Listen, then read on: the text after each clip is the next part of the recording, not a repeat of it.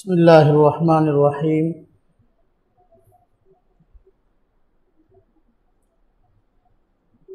صراط مستقیم کورس کا آج ہم نے 15واں سبق پڑھنا ہے۔ کورس کے ہر سبق میں ترتیب کے ساتھ 5 چیزیں آ رہی ہیں: قرآن کریم کی منتخب آیات، منتخب احادیث، عقائد و نظریات، مسائل و احکام اور مسنون دعائیں۔ قرآن کریم کی جو آیت ذکر فرمائی گئی ہے 15ویں سبق کے شروع میں، اس کا عنوان قائم کیا گیا کہ حضرت محمد صلی اللہ علیہ وسلم اللہ کے آخری پیغمبر ہیں۔ اعوذ باللہ من الشیطان الرجیم، بسم اللہ الرحمن الرحیم۔ ما کان محمد ابا احد من رجالکم ولکن رسول اللہ وخاتم النبیین وکان اللہ بکل شیء علیما۔ فرمایا ما کان محمد ابا احد من رجالکم، نہیں ہے محمد صلی اللہ علیہ وسلم تم مردوں میں سے کسی کے باپ، ولیکن رسول اللہ، لیکن اللہ کے رسول ہیں، وخاتم النبیین، اور نبیوں کے سلسلے کو ختم کرنے والے ہیں، وکان اللہ بکل شیء علیما، اور اللہ رب العزت ہر چیز کو جاننے والا ہے۔ اس آیت میں اللہ تبارک و تعالیٰ نے نبی کریم صلی اللہ علیہ وسلم کی خصوصیات میں سے ایک اہم خصوصیت کو ذکر فرمایا ہے۔ اللہ رب العزت نے ہمارے پیارے پیغمبر صلی اللہ علیہ وسلم کو بہت سی خصوصیات سے نوازا ہے، تو اللہ رب العزت نے جو آپ کو خصوصیات میں سے اہم خصوصیت عطا کی ہے وہ یہ ہے کہ نبوت کا جو سلسلہ حضرت آدم علیہ السلام سے شروع ہوا تھا، نبی کریم صلی اللہ علیہ وسلم کے تشریف لانے سے وہ سلسلہ مکمل ہو گیا۔ آپ صلی اللہ علیہ وسلم سلسلہ نبوت کی آخری کڑی ہیں۔ آپ کے بعد کوئی اور نبی آنے والا نہیں ہے۔ آپ کے بعد نہ کوئی اور کتاب ہے اور نہ کوئی اور امت ہے۔ آپ صلی اللہ علیہ وسلم آخری نبی، آپ پر اترنے والی آخری کتاب، اور آپ کی امت آخری امت ہے۔ جس طرح کہ دیکھیں آگے جو حدیث ہے اس میں بھی یہی عنوان ہے۔ حضرت ثوبان رضی اللہ عنہ سے روایت ہے، فرماتے ہیں کہ رسول اللہ صلی اللہ علیہ وسلم نے ارشاد فرمایا، انا خاتم النبیین لا نبی بعدی، میں آخری نبی ہوں، میرے بعد کوئی نبی نہیں آئے گا۔ عقائد میں بھی دیکھیں ختم نبوت کا عنوان قائم کر کے یہی بات ارشاد فرمائی گئی۔ حضرت صلی اللہ علیہ وسلم اللہ تعالیٰ کے آخری نبی ہیں۔ آپ صلی اللہ علیہ وسلم کے بعد عالم دنیا میں کسی بھی قسم کی جدید نبوت کے جاری رہنے کا عقیدہ رکھنا یہ کفر ہے۔ نبی پاک صلی اللہ علیہ وسلم آخری نبی، آپ کے بعد کوئی نبی آنے والے نہیں ہیں۔ آپ کے آنے سے سلسلہ نبوت کی تکمیل ہو گئی، اب کوئی نبی نہیں آئے گا۔ یہ ہم مسلمانوں کا نظریہ اور عقیدہ ہے۔ اللہ رب العزت نے اس عقیدے پر قرآن کریم میں بے شمار آیات نازل کی ہیں، اور نبی پاک صلی اللہ علیہ وسلم کے سلسلے میں بے شمار فرمان موجود ہیں۔ آپ صلی اللہ علیہ وسلم آخری نبی ہیں۔ قرآن کریم کی بہت سی آیات اس بات پہ دلالت کرتی ہیں۔ یہ آیت جو ہمارے سبق میں آئی ہے، اس آیت سے بھی یہی بات معلوم ہو رہی ہے۔ پہلی بات اس آیت میں فرمائی، ما کان محمد ابا احد من رجالکم، کہ محمد صلی اللہ علیہ وسلم تم مردوں میں سے کسی کے باپ نہیں ہیں۔ نبی پاک صلی اللہ علیہ وسلم کی نورینہ اولاد تھی، لیکن بچپن میں انتقال ہو گیا۔ جیسا کہ کچھ دن پہلے میں نے بتایا تھا کہ آپ کا بیٹا حضرت ابراہیم بچپن میں فوت ہو گئے۔ اب آپ صلی اللہ علیہ وسلم کو اولاد نورینہ کیوں نہیں ملی؟ اس کی کیا وجہ ہے؟ اس کی وجہ یہ ہے کہ آپ کی اولاد اگر وہ زندہ رہتی تو اب سوال یہ کہ وہ نبی ہوتے یا نہ ہوتے۔ جو آپ کے بیٹے تھے اگر وہ زندہ رہتے، نبی ہوتے یا نہ ہوتے۔ اگر وہ نبی نہ ہوتے تو سوال ہوتا کہ دیکھو نبی پاک صلی اللہ علیہ وسلم تو سارے نبیوں سے افضل ہیں، تو ابراہیم کی اولاد نبی ہے، حضرت اسحاق کی اولاد نبی ہے، اور حضرت یعقوب کی اولاد نبی ہے، تو نبی پاک کی اولاد وہ نبی نہیں ہے، حالانکہ آپ سب سے افضل ہیں۔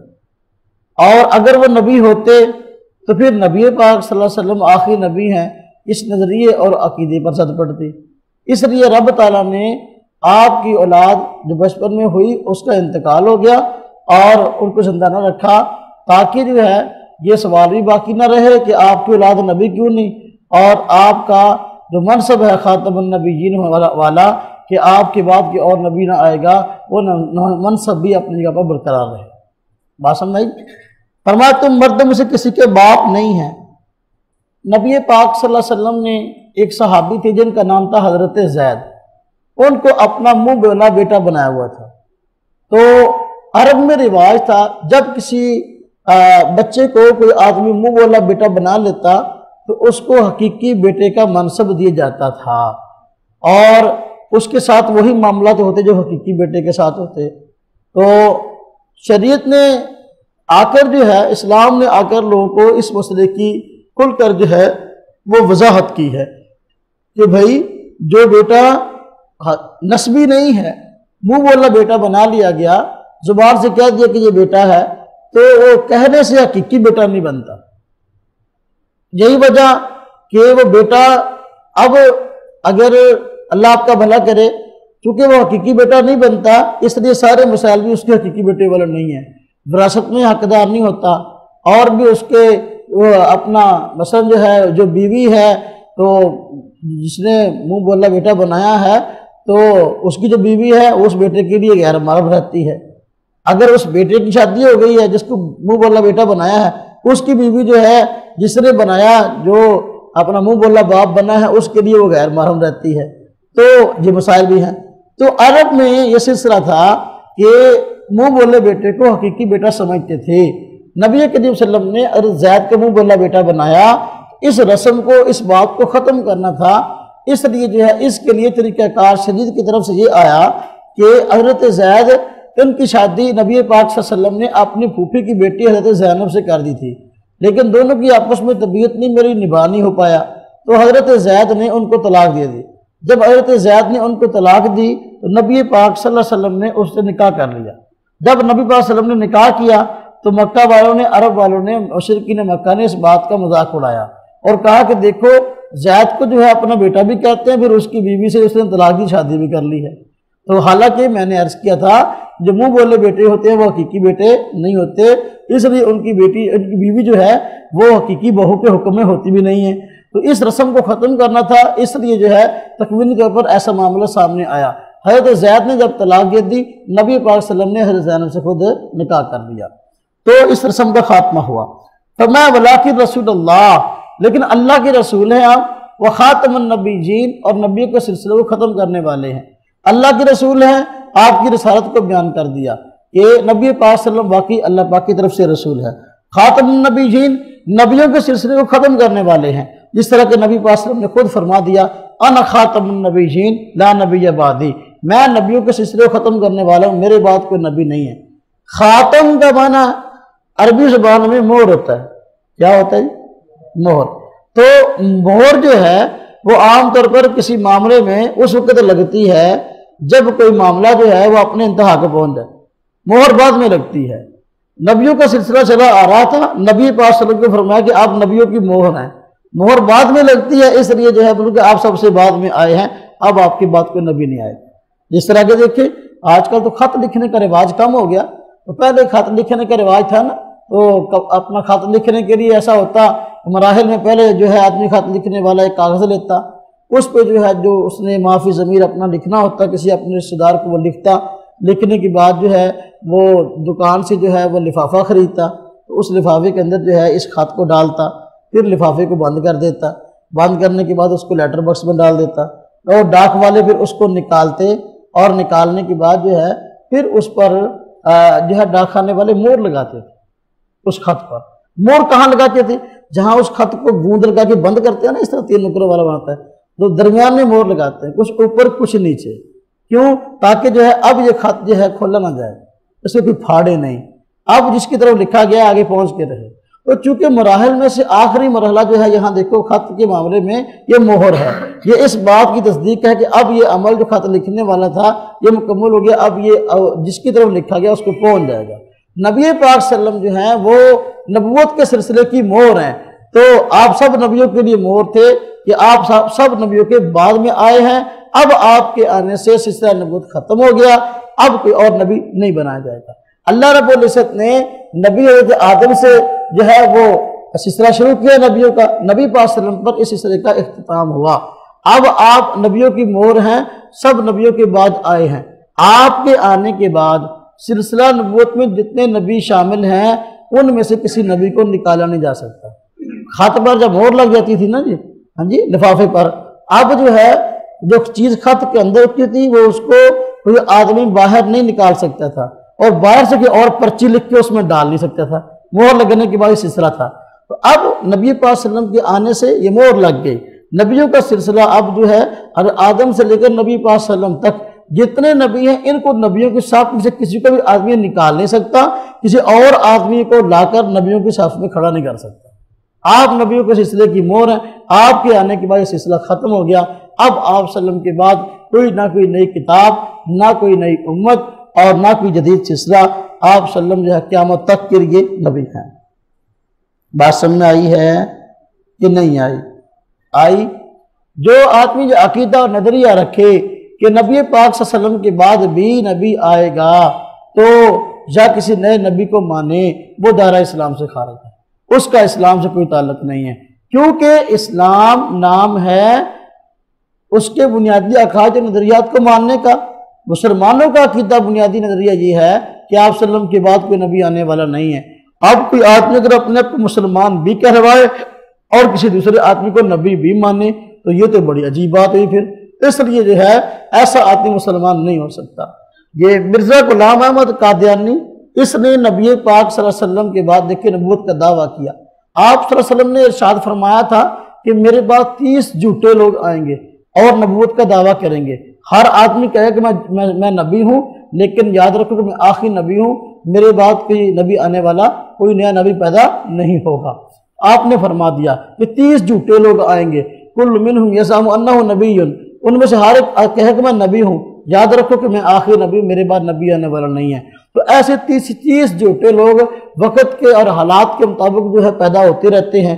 تو مرزا غلام احمد قادیانی بھی اسی جھوٹوں میں سے ایک تھا جس نے آ کر کہا کہ میں نبی ہوں۔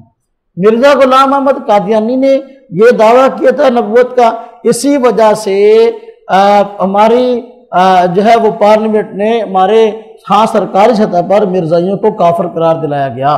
کافر قرار دلانے کی وجہ یہی تھی کہ مرزا غلام احمد قادیانی کو انہوں نے نبی مانا، اور خود نہ صرف نبی مانا بلکہ دوسرے انبیاء کی بھی توہین کی، صحابہ کرام کی بھی توہین کی، ازواج مطہرات کی بھی توہین کی، اور بھی کئی طرح کی جو ہے ان کے کفر نظریات تھے، اس وجہ سے ان کو جو ہے وہ کافر قرار اپنا سرکاری سطح پر دے دیا گیا۔ اب دیکھیں اس مسئلے میں چند ایک باتیں آپ حضرات کی خدمت میں عرض کرتا ہوں جو آپ حضرات کے ذہن میں رہنی چاہیے۔ پہلی بات تو یہ ہے، یہ بات ذہن میں رکھیں، آج کل مرزائی اگر کسی آدمی کو مل جائے نا تو وہ اپنے آپ کو یہی کہتا ہے کہ میں مسلمان ہوں۔ تو اب وہ ہم کہتے ہیں کہ دیکھو اگر تم مسلمان ہوتے سرکاری سطح پر تمہیں جو ہے کافر قرار نہ دلایا جاتا۔ اب وہ کیا کہتا ہے ہمیں تو بھٹو نے کافر کہا ہے، اللہ نے کافر تو نہیں کہا۔ کیا کہتا ہے؟ اس نے کافر کہا ہے، بھٹو نے، ہمیں تو بھٹو کے دور میں کافر کہا گیا تھا نا، کہتا ہے ہمیں تو بھٹو نے جو ہے کافر کہا ہے، اللہ نے کافر نہیں کہا۔ حالانکہ بات یہ ہے نبی پاک صلی اللہ علیہ وسلم نے خود یہ فرما دیا کہ میرے بعد جو آدمی نبوت کا دعویٰ کرے وہ جھوٹا، ہاں جی، وہ کذاب، وہ دجال۔ اب جو ہے آپ نے خود فرما دیا، تو اور قرآن پاک میں اللہ پاک کے نبی صلی اللہ علیہ وسلم نے، اللہ پاک نے فرما دیا کہ نبی صلی اللہ علیہ وسلم آخری نبی ہیں، آپ کے بعد کوئی اور نبی آنے والا نہیں ہے۔ اب جو آدمی کسی اور نبی کو مانتا ہے، قرآن کی اس آیت کو، نبی پاک صلی اللہ علیہ وسلم کے فرمان کو جھٹلاتا ہے۔ قرآن کی ایک آیت کو جھٹلانا، آپ کے فرمان کو جھٹلانا، یہ کفر ہے، اس وجہ سے وہ دائرہ اسلام سے خارج ہے۔ اب اگر بھٹو ان کو کافر نہ بھی کروا دلاتا تو پھر بھی وہ کافر تھے۔ اللہ نے کافر نہیں کہا، اللہ نے تو پہلے کافر کہا ہوا تھا۔ کوئی آدمی اس کو سرکاری سطح پر کوئی کافر کہے نہ کہے، اگر وہ کفری نظریہ اختیار کر لیتا ہے تو وہ کافر ہو جاتا ہے۔ حکومت کے کافر کہنا یہ کوئی ضروری بات نہیں ہے۔ کتنے اور جو ہیں دندناتے پھرتے ہیں کفری نظریات والے، ان کو حکومت نے کافر نہیں کہا، ایسا کیا مطلب کہ مسلمان ہے؟ نہیں بھائی، جس آدمی نے کفری نظریات اختیار کر لیے وہ کافر ہو گیا، اس کو حکومت کافر کہے یا نہ کہے اس سے فرق نہیں پڑتا۔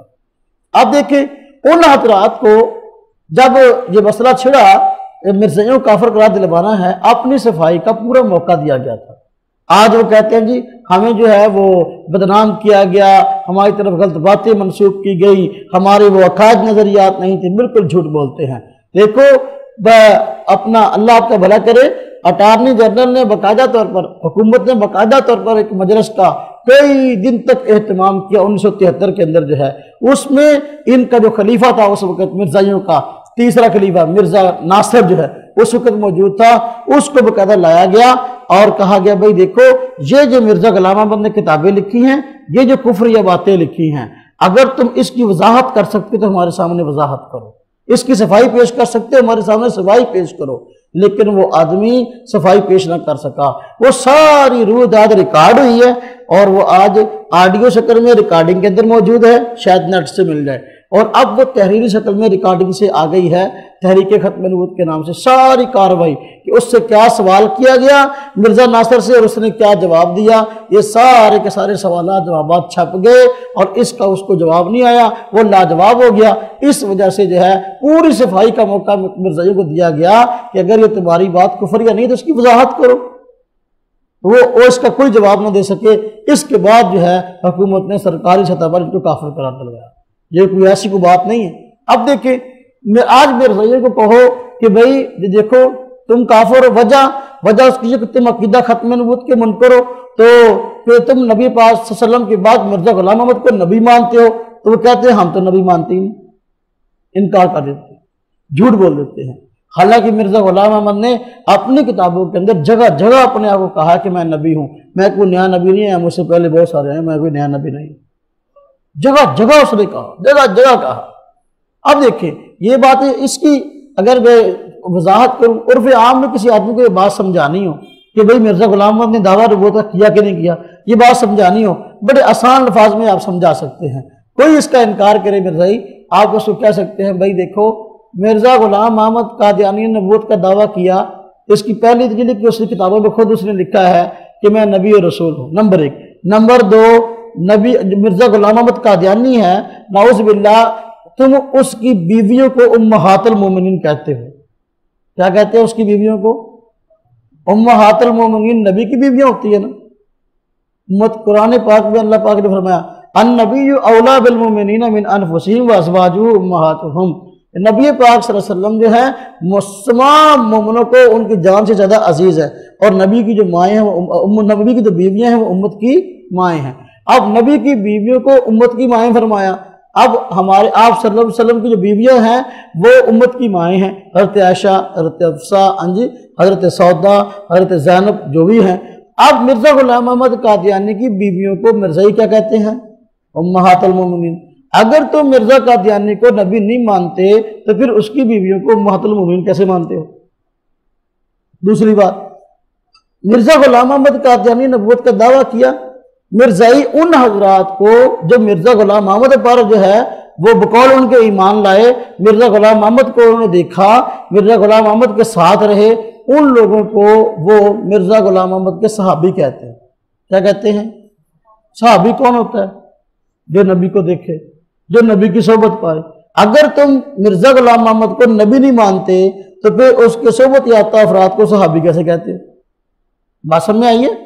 ہاں، تو یہ اس بات کا واضح ثبوت ہوا جب تم اس کے ساتھیوں کو صحابی کہتے ہو اور مرزا کی بیویوں کو تم جو ہے وہ امہات المومنین کہتے ہو، یہ اس بات کا واضح ثبوت ہے کہ واقعی جو ہے تم مرزا غلام احمد کو نبی مانتے ہو۔ اب جو ہے کہ اس کی وضاحت تو بہت ساری کی جا سکتی ہے، اس مسئلے کو میں اور تھوڑا سا جو اگر کھولوں، مرزا غلام احمد قادیانی کا صرف نبوت کا دعویٰ نہیں تھا، مرزا غلام احمد قادیانی نے وقت گزرنے کے ساتھ ساتھ بہت سارے دعوے کیے۔ پہلے اس آدمی نے کہا تھا کہ میں محدث ہوں، حالانکہ محدث تو وہ ہوتا ہے جو حدیث پڑھائے، اس نے نہ خود کسی سے حدیث پڑھی ہے نہ کسی کو پڑھائی ہے۔ پھر اس نے دعویٰ کر دیا کہ میں مجدد ہوں، اور مجدد تو وہ ہوتا ہے جو دین اسلام کی سب سے زیادہ خدمات کو انجام دے۔ تو بھئی اس نے نہ خود کسی ادارے کے اندر پڑھا اور نہ باضابطہ جو ہے وہ کوئی ایسا آدمی تھا کہ دین کی خدمت انجام دیتا، تو پھر وہ مجدد کیسے بن گیا؟ تو بھی خود ہی دعوے کرتا رہا اب میں مجدد ہوں۔ اس کے بعد دعویٰ کرتے کہ میں امام مہدی ہوں، حضرت امام مہدی قیامت کے قریب آئیں گے، قیامت کی نشانیوں میں سے ہے، خود ہی دعویٰ کر دیا امام مہدی ہوں۔ اب اس کے بعد کچھ عرصہ گزرا، خود ہی کہنا شروع کر دیا کہ میں جو ہے عیسیٰ ہوں، میں کیا ہوں؟ عیسیٰ ہوں، جس عیسیٰ کے قیامت قریب آنے کی خبر ہے وہ میں ہوں۔ اس لیے اب مرزائی جب بھی مرزا غلام محمد کا نام لیتے ہیں نا تو حضرت مسیح موعود کہتے ہیں۔ مسیح وہ حضرت عیسیٰ علیہ السلام کا لقب ہے، موعود کا معنی وہ جس کے آنے کا وعدہ کیا گیا۔ ہم تو کہتے ہیں عیسیٰ علیہ السلام کو جب یہودیوں نے شہید کرنے کا ارادہ کیا، اللہ پاک نے ان کو آسمان پہ اٹھا لیا، قیامت قریب دوبارہ تشریف لائیں گے، وہ فوت نہیں ہوئے۔ مرزائی کہتے ہیں کہ وہ فوت ہو گئے ہیں، اب جو ہے جس عیسیٰ نے آنا تھا وہ مرزا غلام محمد قادیانی۔ بات سمجھ آئیے؟ اب دیکھیں عیسیٰ علیہ السلام کا زندہ آسمان کو اٹھایا جانا صراحتاً قرآن کریم سے معلوم ہوتا ہے، صراحتاً احادیث سے معلوم ہوتا ہے۔ جو آدمی اس کا انکار کرتا ہے، چونکہ قرآن و حدیث میں عیسیٰ علیہ السلام کی حیات ثابت ہے، تو یہ قرآن کریم کی آیات کا حدیث کا انکار ہے، یہ کفر ہے۔ مرزائیوں کے کافر ہونے کی وجوہات میں سے ایک وجہ یہ بھی۔ اب جو ہے جب مرزائیوں سے پوچھا، یہ مرزا قادیانی کہتا ہے کہ میں تو مسیح ہوں، ہاں جی میں تو عیسیٰ ہوں، تو بھئی یہ عیسیٰ کیسے بن گیا؟ اب سنیں مرزا قادیانی کی منطق۔ مرزا قادیانی نے کہا، لوگوں نے پوچھا کہ بھئی تو کہتا ہے میں مسیح ہوں، تو مسیح کیسے بن گیا؟ تیرا نام تو غلام احمد ہے، اور تیری ماں کا نام جو ہے چراغ بی بی ہے، اور جب کہ قیامت قریب اس عیسیٰ کے آنے کی خبر ہے، وہ تو عیسیٰ ابن مریم کے آنے کی خبر ہے، عیسیٰ آئیں گے جن کی والدہ کا نام مریم ہوگا، تیری ماں کا نام چراغ بی بی ہے، تو اب مرزا غلام احمد جو بیٹا ہے چراغ بی بی کا، تو اس کے آنے کی تو خبر ہی کہیں نہیں ہے۔ اب سنو اس کا جواب، کہتا ہے کہ میں کیسے بن گیا عیسیٰ؟ کہتا ہے اصل میں بات یہ ہے کہ پہلے میں مریم تھی۔ نعوذ باللہ اس کی بکواسات ایسی ہیں کہ بعض مسجدیں بات کرنے کی نہیں ہیں، لیکن چونکہ اس نے بکواسات کی ہیں، ہم نے ان کے عقیدے نظریے کو سمجھنا ہے، تو جب سمجھیں گے تو پھر ہم ان کا تعاقب بھی کر سکیں گے۔ اس نے کہا کہ میں مریم تھی۔ نعوذ باللہ کہتے ہیں اللہ رب العزت نے میرے ساتھ وہ کام کیا جو مرد عورت کے ساتھ کرتا ہے، یہ اس کی کتابوں میں لکھی بات، اس پہ الزام نہیں ہے۔ میرے ساتھ اللہ پاک نے وہ کام کیا جو مرد عورت کے ساتھ کرتا ہے۔ کہتا پھر جو ہے مجھے حمل ہو گیا، بچہ پیدا ہونے والا ہو گیا۔ کہتا اب کیا ہوا؟ کہتا کہ 9 ماہ بعد جو ہے پیدائش ہو گئی، وضع حمل ہو گیا۔ کیا ہو گیا؟ کہتا میں سے میں پیدا ہو گیا، پہلے میں مریم تھی پھر میں عیسیٰ بن گیا۔ یہ اس کی بکواس نے خود اپنی کتابوں میں لکھی بات۔ تو یہ ایسے آدمی کو جس کا نظر آج تک دنیا نے عجائبات ہزاروں لاکھوں دیکھے ہوں گے، ایسا کبھی عجوبہ دیکھا تو آدمی میں سے میں پیدا ہوا ہو؟ ہاں جی، تو دیکھو یہ ایسے آدمی کو نبی مانتے ہیں جس کے دماغ کی یہ صورتحال ہے۔ اس نے نعوذ باللہ اس طرح کی بکواسات کی ہیں، تو اس کے کفریہ باتوں میں سے کفریہ بات یہ بھی جو کہا کہ اللہ تعالیٰ نے مجھ سے وہ کام کیا جو مرد عورت کے ساتھ کرتا ہے۔ اب اسی طرح پھر اس نے جو ہے صراحتاً کہنا شروع کر دیا کہ میں نبی اور رسول، میں کوئی نیا نبی رسول نہیں ہوں، مجھ سے پہلے بھی کئی نبی اور رسول آئے ہیں، جس طرح موسیٰ اور یوسف اور حضرت عیسیٰ یہ نبی تھے تو میں بھی نبی ہوں۔ اور پھر خود جو ہے کہا کہ اپنا مجھ پہ وحی اتری ہے اِنَّا أَرْسَلْنَاهُ قَرِيبًا مِنَ الْقَادِيَانِ، کہ اللہ نے فرمایا کہ ہم نے جو ہے اپنا اِنَّا أَرْسَلْنَاهُ قَرِيبًا مِنَ الْقَادِيَانِ، ہم نے اس کو رسول بنا کے بھیجا ہے قادیان، یعنی مرزا غلام محمد قادیانی۔ اور پھر یہاں تک کہنا شروع کیا کہ جو ہے وہ اللہ آپ کا بھلا کرے، قرآن کریم کے متعلق یہ بات کہی ہے، قرآن کریم جو ہے قادیان میں اتارا گیا، حالانکہ قرآن کریم نبی پاک صلی اللہ علیہ وسلم پہ اترا۔ اس نے بعد میں یہ منطق جو ہے لوگوں کے سامنے چھوڑ دی کہ بات یہ ہے کہ پہلے تو کہا کہ میں سیدھا نبی ہوں، اور اس کے بعد کہنا شروع کر دیا کہ میں جو ہے نعوذ باللہ محمد رسول اللہ صلی اللہ علیہ وسلم کی دوسری بعثت ہوں، یعنی دوبارہ دنیا کے اندر محمد رسول اللہ آ گیا میرے آنے سے۔ کہ ایک محمد صلی اللہ علیہ وسلم جو ہے 14 سال پہلے آئے، اب وہ 1400 سال بعد دوبارہ پھر جو ہے وہ محمد صلی اللہ علیہ وسلم دنیا میں آ گئے ہیں، تو میں دوبارہ آ گیا ہوں، میں بھی محمد ہوں۔ اب دیکھو اتنی بڑی جسارت کہ ہمارے پیارے پیغمبر صلی اللہ علیہ وسلم کے منصب کو، آپ کے نام کو اس طرح استعمال کیا، اور جو ہے وہ اللہ آپ کا بھلا کرے ایک بکواسات کا مجموعہ تیار کر لیا، اس کا نام رکھا تذکرہ۔ قرآن کریم کے ناموں میں سے ایک نام ہے تذکرہ، کلا انہا تذکرہ، قرآن نے اس کے متعلق فرمایا ہرگز نہیں، یہ قرآن جو ہے یہ تذکرہ کا معنی نصیحت۔ مرزا غلام محمد قادیانی نے جو زندگی کے اندر بک بک کی اور کہا کہ یہ میرے الہام ہے، مجھ پہ وحی اتری ہے، اس کے مجموعے کا نام رکھ دیا تذکرہ۔ اس کے اندر جو ہے اس نے کہا کہ اللہ پاک نے وحی مجھ پہ بھیجی ہے کہ محمد الرسول اللہ والذین معہ اشداء علی الکفار، یہ حالانکہ یہ آیتیں سورہ محمد کی ہیں اور نبی پاک صلی اللہ علیہ وسلم پر اتری ہیں، مرزا قادیانی کہتا ہے کہ یہ میرے اوپر اتری۔ کتنی بڑی بکواس ہے، کتنا بڑا دجل ہے، اتنا بڑا فریب ہے لیکن اس کے باوجود دیکھو اب پھر جب اس نے کہا کہ میں محمد ہوں، اور کہا کہ محمد ایک جو ہیں وہ پہلے آئے تھے 1300 سال پہلے، اب بعد میں آئے ہیں، اب محمد پہلے سے کہیں بڑھ کر اپنی شان کے اندر آئے ہیں۔ پہلے جو ہے محمد صلی اللہ علیہ وسلم کے زمانے میں اسلام جو ہے پہلی رات کے چاند کی طرح تھا، میرے زمانے کے اندر جو اسلام ہے یہ 14ویں رات کے چاند کی طرح ہے، نعوذ باللہ من ذالک۔ یہ اس کی بکواسات ہیں، ایسے ہی حکومت نے اس کو کافر قرار نہیں دلایا۔ حکومت جو ہے وہ تو بیچاری پتہ نہیں اپنے مسائل میں ہر وقت پھنسی رہتی ہے، ان کو ایسے جھگڑوں کے لیے وقت بڑا کم ملتا ہے، تو اگر اس نے کافر کہا تو کسی وجہ سے کہا۔ اب دیکھیں مرزا غلام احمد قادیانی کا ایک خلیفہ تھا جس کا نام تھا، خاص مرید ہے، اس کا نام تھا قاضی اکمل۔ اس کے خود خاص اشعار کا مجموعہ ہے جو اس نے مرزا غلام احمد قادیانی کے متعلق لکھے ہیں، مرزائیوں نے اس کو ربع شائع کیا ہے، اور مرزا غلام احمد قادیانی کو خود اس کے اشعار بڑے پسند تھے۔ اس نے جو ہے مرزا غلام احمد کے متعلق یہ اشعار کہے کہ محمد پھر اتر آئے ہیں اس جہاں میں، پہلے سے بڑھ کر ہیں اپنی شاہ میں، محمد دیکھ رہے ہوں جس نے اکمل، غلام احمد کو دیکھے قادیان۔ یہ اس کی شعر ہے، قادیانی کو یہ اشعار پسند ہے، لکھ کے اپنے گھر لے گیا۔ تو آج مرزائی جو کہتے ہیں کہ ہم تو جو ہے مرزا غلام احمد کو نبی مانتے ہی نہیں، یا اب دیکھو دھوکہ، وہ کہتے ہیں دیکھو اگر ہم نبی مانتے ہوتے ہمارا تو کلمہ بھی الگ ہوتا، ہم تو کلمہ یہی پڑھتے لا الہ الا محمد رسول اللہ۔ تو بھئی لا الہ الا محمد رسول اللہ میں محمد سے ہماری مراد کیا ہے؟ ہمارے پیارے پیغمبر صلی اللہ علیہ وسلم، وہ محمد مصطفیٰ جو مکہ مکرمہ میں پیدا ہوئے، آج مدینہ طیبہ میں اپنے روزے کے اندر آرام فرما رہے ہیں، وہ محمد رسول اللہ، لا الہ الا محمد رسول اللہ سے وہ مراد ہے۔ لیکن مرزا غلام احمد قادیانی کے ماننے والے کیا کہتے ہیں؟ لا الہ الا محمد رسول اللہ میں مراد مرزا غلام احمد قادیانی ہے۔ اب جو وہ کہتے ہیں نا ہم تو کلمہ اب والا پڑھتے ہیں، پھر ہم مسلمان ہیں، ہم اب یہاں مسلمان کیوں نہیں ہیں، ہم کافر کیسے ہو گئے؟ جب بھائی دیکھو لا الہ محمد رسول اللہ، اب کلمہ جو ہم پڑھتے ہیں ہمارے ہاں محمد سے مراد اپنے پیغمبر صلی اللہ علیہ وسلم ہے، مرزائیوں کے ہاں لا الہ الا محمد رسول اللہ میں محمد سے مراد مرزا غلام محمد قادیانی، جو ان کو کافر قرار دلایا گیا۔ کفری وجوہات میں سے یہ خاص وجوہات مرزائیوں کو کافر قرار دینے کی۔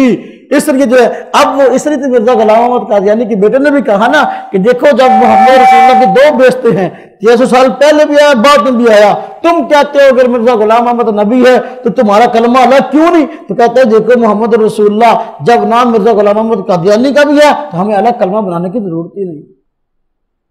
یہ ان کا نظریہ، یہ ان کی سوچ ہے۔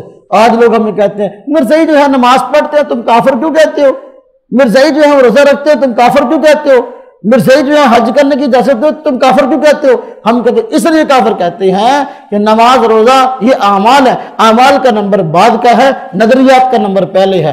نظریات ان کے سارے کفریہ ہیں، جب نظریات ان کے کفریہ ہیں جو مسلمانوں سے انہوں نے الگ اپنائے ہیں، یہ سارے نظریات ان کے کفریہ ہیں، اس وجہ سے ہم ان کو کافر کہتے ہیں۔ میں نے پہلے ایک دن بات سمجھائی تھی، مسلمان ہونے کے لیے سارے عقائد نظریات کو ماننا ضروری ہے، لیکن کافر ہونے کے لیے سارے عقائد نظریات کا انکار کرنا ضروری نہیں ہے۔ کسی ایک عقیدے کا بھی انکار کر دیں گے جو مسلمانوں کا مسلمان عقیدہ ہے، ایک عقیدے کا انکار کرنے سے بھی آدمی کافر ہو جاتا ہے۔ ایک عقیدے کا انکار، مجرم ہونے کے لیے سارے جرم کرنا ضروری ہے۔ بھائی ایک آدمی ہے اس کو عدالت مجرم کہتی ہے، ہاں جی، تو عدالت اس کو مجرم کہتی ہے، تو کیا اس مجرم کہلانے کے لیے سارے جرم کرنا ضروری ہے؟ جس نے چوری کر لی دنیا جہان کا اس نے اور کوئی جرم نہیں کیا وہ مجرم بن گیا، جس نے اور کوئی جرم نہیں کیا ڈاکہ زنی کر لی دنیا جہان کا اور کوئی جرم نہیں ہے وہ مجرم بن گیا۔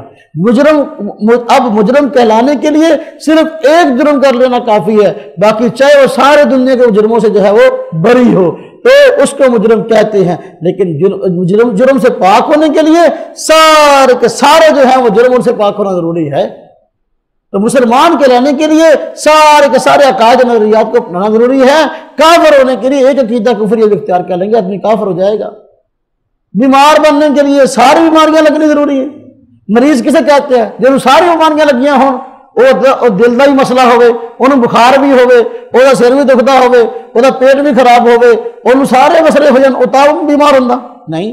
جس کو اکیلا بخار ہو گیا وہ مریض ہے، جس کے پیٹ میں درد ہو گیا مریض ہے، جس کو دل کا مسئلہ ہو گیا مریض ہے، جس کو کراس بلا کینسر ہو گیا مریض ہے۔ تو مریض بننے کے لیے، مریض ہونے کے لیے صرف ایک کا مرض کا لگ جانا کافی ہے، سارے مرضوں کا لگ جانا جو ہے یہ ضروری نہیں ہے۔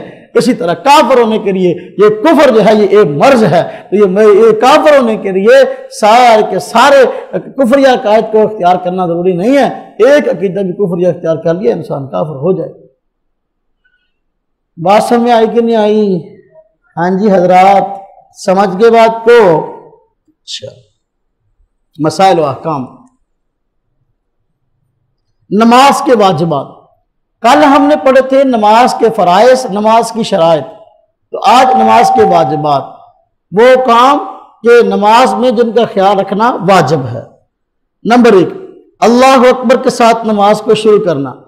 اللہ اکبر کے ساتھ نماز کو شروع کریں گے، یہ واجب ہے۔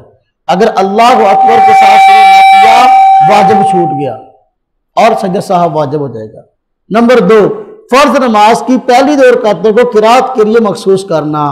پہلی 2 رکعتوں میں قرات کرنا جو ہے فرض نماز کی پہلی 2 رکعتوں میں قرات کرنا جو ہے یہ واجب ہے۔ تیسری اور چوتھی رکعت کے اندر قرات کرنا، الحمد شریف پڑھنا فرضوں کی، امام کے لیے اور اکیلے کے لیے، یہ جو ہے یہ سنت ہے، لیکن پہلی اور دوسری ان 2 کو قرات کے ساتھ مخصوص کرنا جو ہے یہ واجب ہے۔ نمبر 3، فرض نماز کی تیسری اور چوتھی رکعت کے علاوہ ہر نماز کی ہر رکعت میں سورۃ فاتحہ کے بعد قرات کرنا۔ جو فرض نماز ہے اگر اکیلے پڑھ رہے ہوں تو پہلی 2 رکعتوں کے اندر سورہ فاتحہ ہی پڑھنی ہے، بعد والی سورت بھی پڑھنی ہے، لیکن تیسری چوتھی میں صرف سورہ فاتحہ پڑھنی ہے۔ لیکن جو ہے اس کے علاوہ جو بھی نماز پڑھ رہے ہیں، سنت موقدہ پڑھ رہے ہوں، غیر موقدہ پڑھ رہے ہوں، نفل پڑھ رہے ہوں یا وتر پڑھ رہے ہوں، تو اس وقت جو ہے ہر نماز کی ہر رکعت میں سورہ فاتحہ کے بعد قرات کرنی ضروری ہے۔ سنت موقدہ کی تیسری رکعت میں بھی، چوتھی رکعت میں بھی، وتر کی تیسری رکعت میں بھی، موقدہ ہو یا غیر موقدہ ہو، تو تمام جو ہے وہ رکعتوں کے اندر جو ہے سورہ فاتحہ کے بعد قرات کرنا ضروری ہے۔ صرف فرض نماز کی تیسری چوتھی رکعت میں یہ قرات ضروری نہیں، صرف سنت ہے، کیونکہ احادیث کے اندر جو ہے آپ صلی اللہ علیہ وسلم سے مروی ہے کہ آپ نے قرات کے علاوہ تسبیحات وغیرہ ہی پڑھی ہے۔ نمبر 4، قومہ کرنا، یہ واجب ہے نماز میں۔ قومہ کسے کہتے ہیں؟ رکوع میں گئے، رکوع سے بعد جب ہم کہتے ہیں سمیع اللہ لمن حمیدہ ربنا لک الحمد، سمیع اللہ لمن حمیدہ کے بعد جب ہم ربنا لک الحمد کہتے ہیں، یہ ربنا لک الحمد کہنے کے لیے تھوڑا سا ٹھہرتے ہیں، اسے بولتے ہیں قومہ۔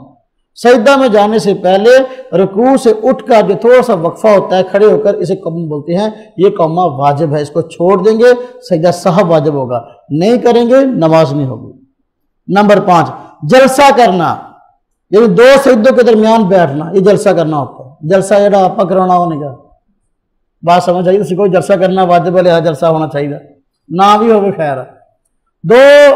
2 سجدوں کے درمیان تھوڑی دیر کے لیے بیٹھنا، اسے جلسہ بولتے ہیں، تو یہ بھی واجب ہے۔ ایک آدمی جلدی جلدی نماز پڑھتا ہے، ایک سجدے سے اٹھا، دوسرے کے لیے اب اطمینان کیا ہی نہیں، تھوڑی دیر کے لیے بیٹھا ہی نہیں ہے، اس لیے واجب کو چھوڑ دیا، سجدہ سہو واجب ہے، نہیں کرے گا نماز نہیں ہوگی۔ نمبر 6، فرض نماز کی تیسری اور چوتھی رکعت کے علاوہ ہر نماز کی ہر رکعت میں سورہ فاتحہ پڑھنا، یہ واجب ہے۔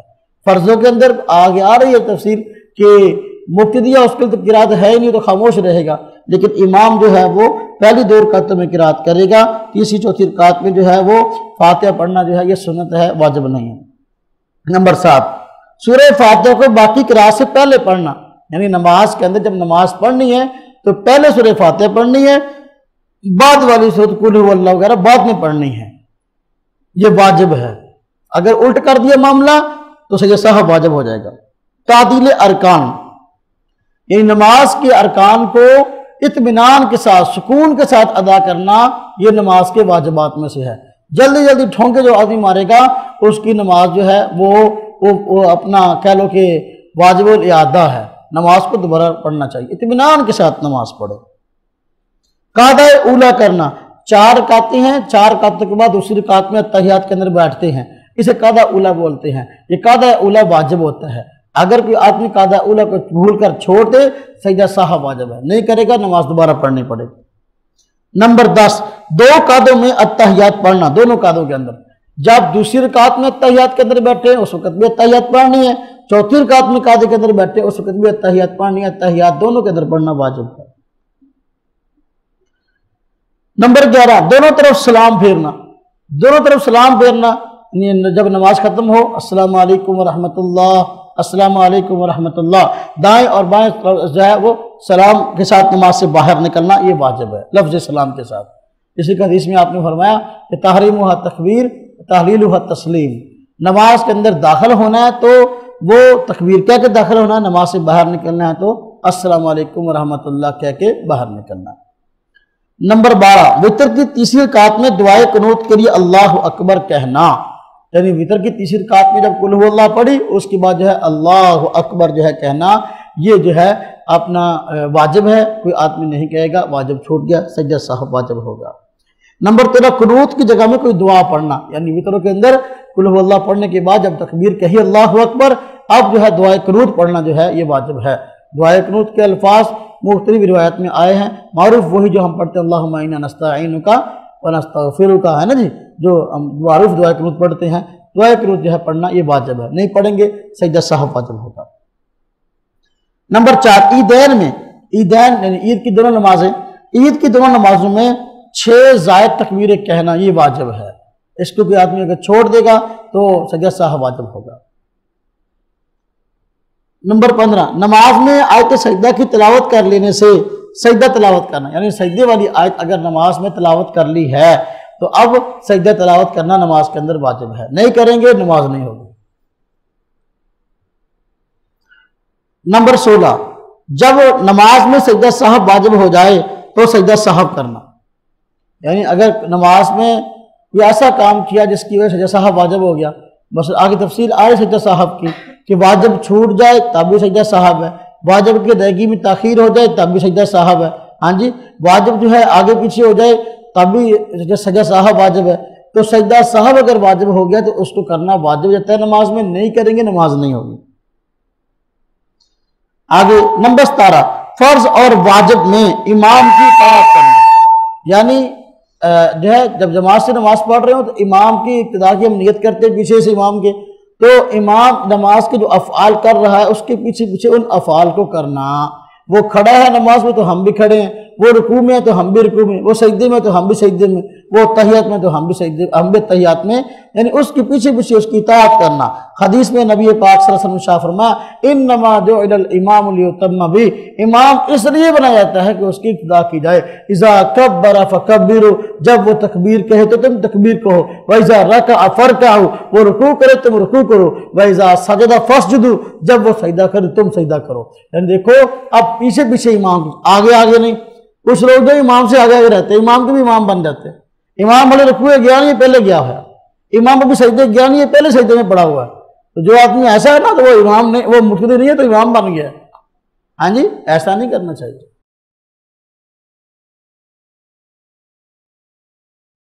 नंबर 18, जिन नमाजों में जाहरन किरात की जाती है उनमें जाहरन, और जिनमें सिरन किरात की जाती है उनमें सिरन किरात करना वाजिब है।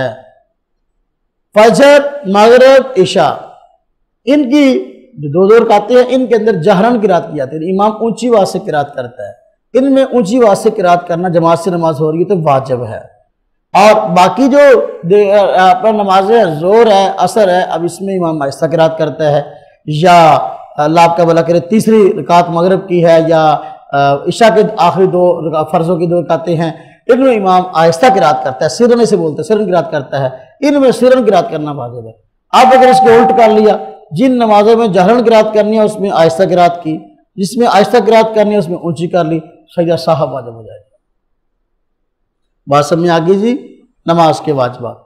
आगे मसनून दुआ, हर सबक के आखिर में एक मसनून दुआ आती है, तो देखिए यहाँ भी मसनून दुआ है, कपड़े पहनने की दुआ है, मेरे साथ साथ पढ़ लीजिए। अल्लाहुम्मा लकल हम्दु अंता कसौतनीही अस्अलुका खैरहु व खैर मा सुनिया लहु व अऊज़ु बिका मिन शर्रिही व शर्रि मा सुनिया लहु। जी देखिए तर्जुमा इसका, अल्लाहुम्मा लकल हम्दु, अल्लाह सब तारीफें आपके लिए हैं, अंत कसौतनीही, तूने मुझे कपड़ा पहनाया है, हाँ जी, अस्अलुका खैरहु, आप ही से मैं भलाई का सवाल करता हूँ, وَخَيْرَ مَا صُنِعَ لَهُ، اور جس کے لیے بنایا اس کی بھلائی کا سوال کرتا ہوں. ہاں جی، وَخَيْرَ مَا صُنِعَ لَهُ،